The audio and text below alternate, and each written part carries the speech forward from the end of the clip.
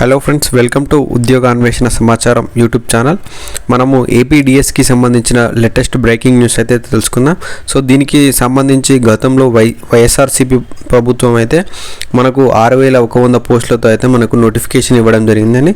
So దానికి సంబంధించిన నోటిఫికేషన్ను తాజాగా ఏర్పడినటువంటి కూటమి ప్రభుత్వం అంటే టీడీపీ గవర్నమెంట్ వచ్చేసి మనకు జీవో నెంబర్ 256ను రిలీజ్ చేయడం జరిగింది. దాన్ని రద్దు చేస్తూ పాత నోటిఫికేషన్ రద్దు చేస్తూ 16,347 పోస్టులు అదేదైతే ఉందో గతంలో తాము మేనిఫెస్టోలో పెట్టినట్టు విధంగా పాత పోస్టులతో వచ్చినటువంటి నోటిఫికేషన్ అయితే రద్దు చేస్తూ కొత్త నోటిఫికేషన్కి అయితే కసరత్తు చేయడం అయితే జరిగింది.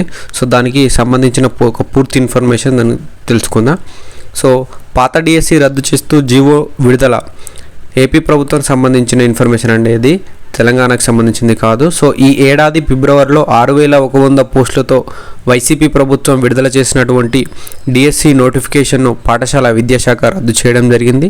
సో ఈ మేరకు 256 రిలీజ్ చేసింది.